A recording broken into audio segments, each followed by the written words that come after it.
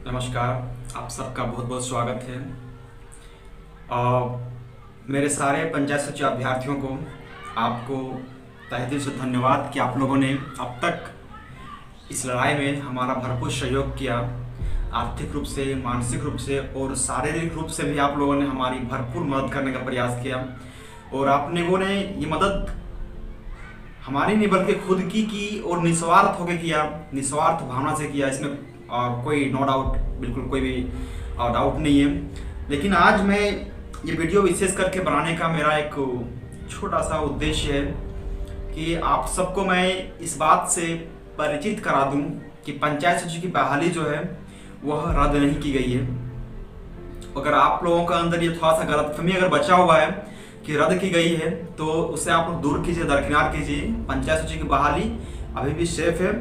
और इसीलिए मैं सारे अभ्यर्थियों से ये निवेदन कर रहा हूं कि आप एक बार अंतिम रूप से निस्वार्थ होकर के खुद के लिए सहयोग कीजिए। आप लोगों ने काफी बढ़ चढ़ के हमें शारीरिक रूप से सहयोग किया, मानसिक रूप से सहयोग किया, सामाजिक रूप से सहयोग दिया और अब बारी आई है आर्थिक रूप से सहयोग करने की। जब मैं बात कर रहा हूं सुप्रीम कोर्ट के बारे में, गौरतलब है कि सुप्रीम कोर्ट में हमें एक बहुत ही सीनियर एडवोकेट की आवश्यकता है। अगर आप चाहते हैं कि हम अपनी बहाली को बचा सकें तो हमें एक सीनियर एडवोकेट करना बहुत ज़रूरी है। जब तक से हम सीनियर एडवोकेट हायर नहीं करेंगे नहीं लगता है कि हम जीत पाएंगे। कि जिस तरह से गवर्नमेंट की षड्यंत्रकारी तरीके सामने आ रहे हैं यहाँ पे, जिस तरह से वो तुली हुई है कि किसी भी तरह से इस वैकेंसी को मूव आउट किया जाए, ठीक है ना, निकाला, मतलब कि खारिज कर दिया जाए, रद्द कर दिया जाए, कैंसिल कर दिया जाए।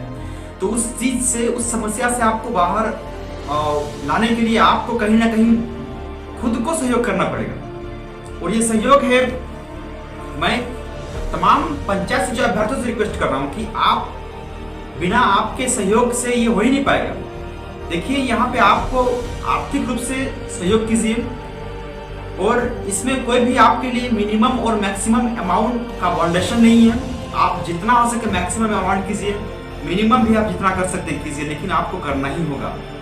राज्य भर के 4913 अभ्यर्थी हैं। अगर सब लोगों ने भी अपना एक एवरेज मुताबिक भी अगर अमाउंट करना शुरू कर दिया तो हमारे पास अभी 70 से 80 हजार तक के आसपास जो फंड है वो कलेक्ट हो पाया है।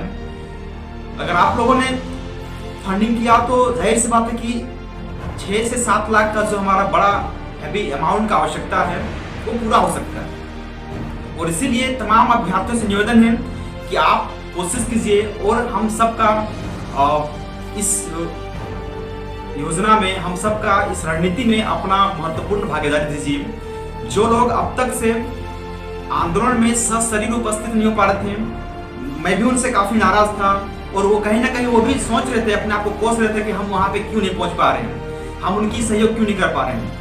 लेकिन अब सहयोग करने की बारी आपकी आई हुई है।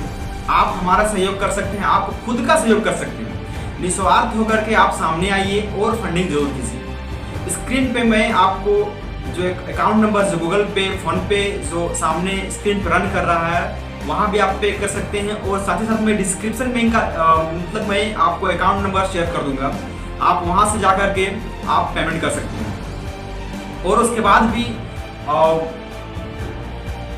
मैं यहाँ पे सबसे ज्यादा दुखी हूँ लड़कियों से। दुखी नहीं कर सकता हूँ, काफी ज्यादा उन लोगों ने मन को ठेस पहुंचाया है। कर सकते हैं ना यहाँ पे कि खुद में थोड़ा सोच के देखिए ना कि जब भी कुछ लेने की बारी आती है ना तो लेडीज क्या बोलते हैं, yes ladies first, ladies first, ladies first, मुझे चाहिए, मुझे चाहिए देने की बारी में। लेकिन अब जब देने की बारी आई तो लेडीज फर्स्ट क्यों नहीं हो पा रहे, जबकि आपको पता है कि इसमें 50% आरक्षण आपके लिए छुड़ा गया है।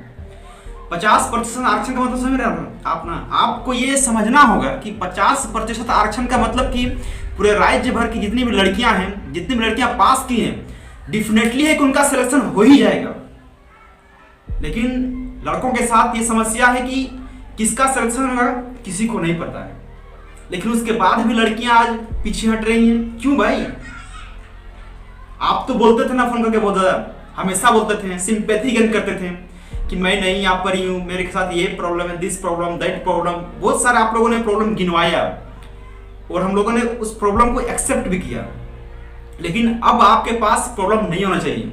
हाँ, जिनके पास वास्तविक रूप से जिनके पास फंड की कमी है, जो नहीं कर पा रहे हैं, जो आर्थिक रूप से असमर्थ हैं, मैं उनसे कभी निवेदन नहीं करूंगा, कभी नहीं, बिल्कुल मैं आपसे रिक्वेस्ट बिल्कुल नहीं कर रहा हूं कि आप फंडिंग कीजिए। लेकिन जो आर्थिक रूप से सहमत हैं, जो सामर्थ्य है कि आप दे सकते हैं, उसके बाद भी अगर आप जी चुरा रहे हैं, मन चुरा रहे हैं, तो इस कंजूसी का क्या वजह हो सकता है? एक बार तो आपको सामने आना पड़ेगा ना। बहुत लंबे समय से आप लोगों ने फंडिंग नहीं किया, लेकिन कुछ ही लड़कियां हैं जो बढ़ चढ़ के भागीदारी दे रही हैं। ऐसा क्यों हो रहा है? बाकी लोग क्यों नहीं कर पा रहे हैं? और कुछ लड़कियों को भी मैं बोल रहा हूं कि कुछ लड़के ही हैं जो सामने आ रहे हैं, बाकी नहीं आ पा रहे हैं। और इसीलिए हमारे पास फंड की आवश्यकता बहुत ज्यादा है और हम फंडिंग नहीं कर पा रहे हैं। और इसीलिए अभिभावकों से भी अनुरोध है कि आप अगर इस वीडियो को देख रहे हैं तो आप भी पेमेंट करने की आवश्यकता करें। हमें सच में जरूरत है। आज अगर हमारी बहाली को नहीं बचाया जाएगा तो झारखंड में जो निराशा युवाओं के हाथ लगेगी ना, वो शायद उससे हम फिर बाहर नहीं निकल पाएंगे। पब्लिक से भी निवेदन है कि आप हमारा सहयोग करें, एक चंदा के रूप में, डोनेशन के रूप में आप हमारा सहयोग करें, लेकिन सहयोग जरूर करें। जितना भी आप कर सकते हैं आपको सहयोग करना चाहिए। और